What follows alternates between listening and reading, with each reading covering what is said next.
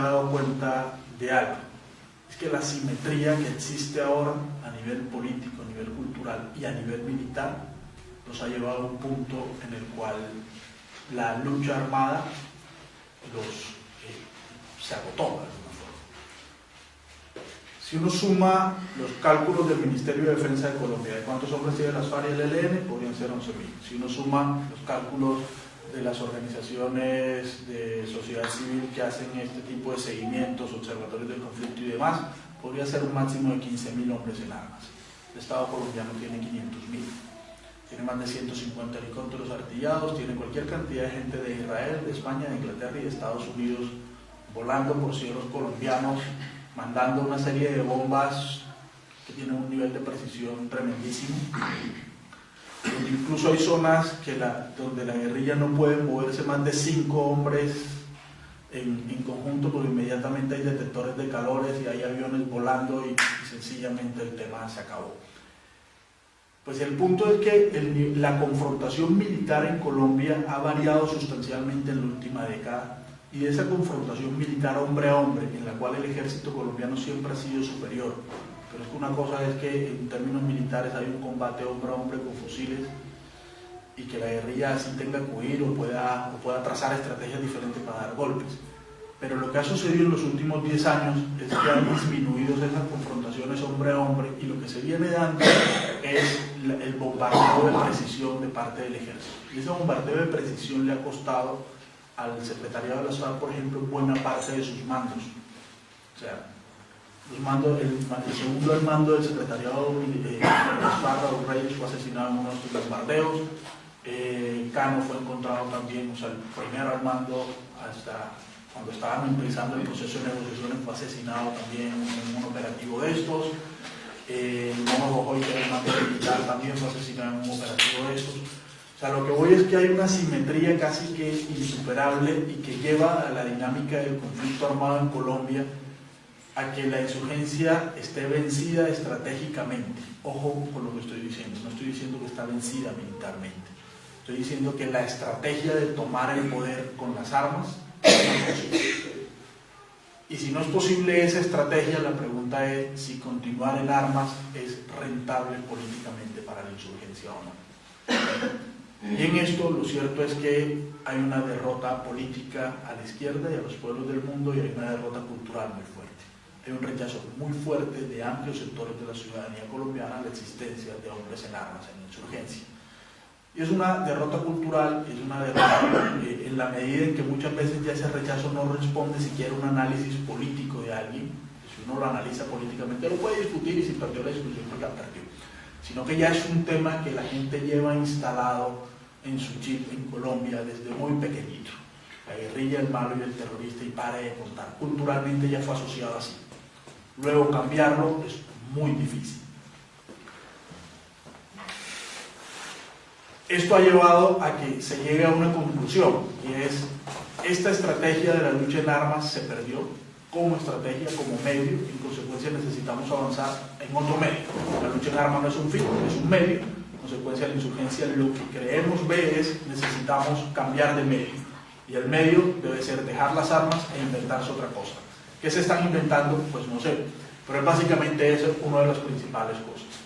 Y el otro tema, por supuesto, que nos lleva a una pregunta que es concreta, y es: ok, la insurgencia se desmoviliza, entrega sus armas, y el otro actor ¿qué? Y es ahí donde nosotros decimos: es importante que el ELN entre en negociación, porque si el ELN no entra en negociación, lo que va a pasar es que el Estado colombiano va a tener el argumento que hoy tiene para decir de por qué el ejército no se puede reformar. Es que todavía en Colombia seguimos en conflicto armado. Es curioso, porque hasta hace unos años en Colombia se negaba el conflicto armado. Se decía que en Colombia no había conflicto armado. En Colombia lo que había era una guerra contra el terrorismo, que en Colombia lo que había era una minoría de la guerrilla ya totalmente derrotadas, que estábamos cerca del fin. Pero lo que está sucediendo ahora es que el gobierno y los militares están diciendo: no, ojo, que todavía aquí hay una gente que tiene capacidad de hacer daño. A lo que nos están es preparando el argumento contrario. Es decir, el conflicto continúa, y como el conflicto continúa, el Estado no se puede desarmar, el ejército no se puede reducir, el ejército no puede entregar las armas, el ejército debe seguir en la lucha. Y de ahí el por qué es importante, o lo que hemos planteado algunos como estrategia es, si ese es el argumento, ese argumento hay que desmontarlo. Hay que acabar con todo el conflicto armado y en concreto hay que exigir del Estado colombiano que haya una depuración, una reducción de la fuerza y que haya unos mecanismos concretos que permitan verificar eso. Esa es una apuesta, una de las apuestas puede perder. Pero lo que sí sabemos es que mientras exista parte del conflicto armado en Colombia, el ejército va a seguir un poco planteando lo que está planteando ahora. Otras cosas porque son algo así como 28 billones de pesos colombianos. Yo no sabía convertir esa vaina en euros, pero eso es un cojonal de plata que maneja el ejército de Colombia. Y por supuesto ellos no van a renunciar a ese recurso. En esto ya no solamente se mueven los intereses políticos e ideológicos, sino también se mueven unos intereses económicos muy fuertes de un ejército que es bastante corrupto. Alternativas. Las alternativas que se vienen planteando es necesariamente la sociedad civil y las víctimas en particular, las víctimas de crímenes de Estado en particular, necesitamos exigir y necesitamos avanzar en temas de justicia que permitan que las mafias al interior del ejército sean desenmascaradas. Necesitamos desmontar la política de seguridad. En ese sentido, lo que le hemos planteado a las FARC en las propuestas que hemos hecho desde los movimientos de víctimas es, ojo que el tema aquí no es desarme, el tema aquí es la doctrina de seguridad. Hablemos de la doctrina de seguridad del Estado, hablemos de qué sustenta que el Estado tenga armas, qué sustenta que el Estado utilice las armas y qué sustenta que el Estado las utilice de la forma como las está utilizando. Y también hablemos entonces de qué sustenta que el pueblo tenga armas y cómo las utiliza. Entonces desmontemos las doctrinas de si el pueblo necesita las armas, va a ser política, pero también si el Estado colombiano las necesita, y que haya entrega de armas o dejación de armas de ambos lados. Y miremos cuáles son los mecanismos de control militar o mecanismos al poder militar y cuál es la función del poder militar en Colombia, si va a ser una función de resguardar fronteras o va a ser una función de seguir persiguiendo a la gente.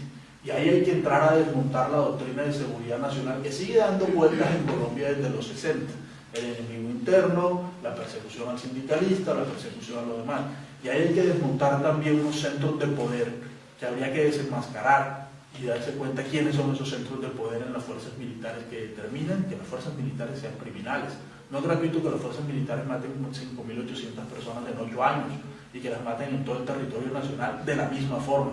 Eso no lo hacen soldados. Eso claramente fue un mandato, eso alguien se lo ideó, eso alguien lo planificó. Y mientras no sepamos quién lo planificó, pues el tema puede volver a suceder. Lo peor es que no sabemos quién lo planificó, y ese que lo planificó sigue mandando en las fuerzas militares. En consecuencia necesitamos desmontar eso.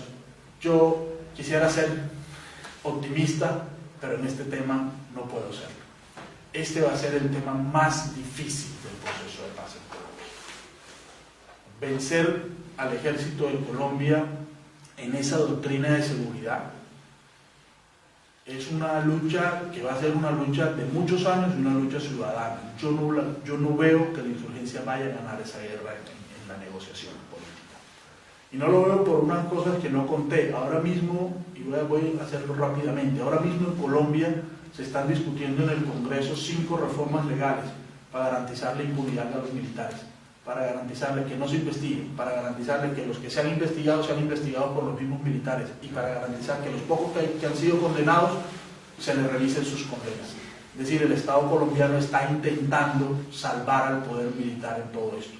Ya lo que vamos efectivamente es un proceso de negociación que dejaría eventualmente intactas a las fuerzas militares en Colombia y a sus relaciones con el paramilitarismo, y estas fuerzas militares son el principal sustento del poder político y económico del país. Si eso no lo tocamos, es cierto, compañero, perdimos el proceso, el pueblo colombiano lo perdió, y creo que para los movimientos sociales y revolucionarios del mundo sencillamente el proceso de paz podría ser, al menos en principio, una tremenda derrota.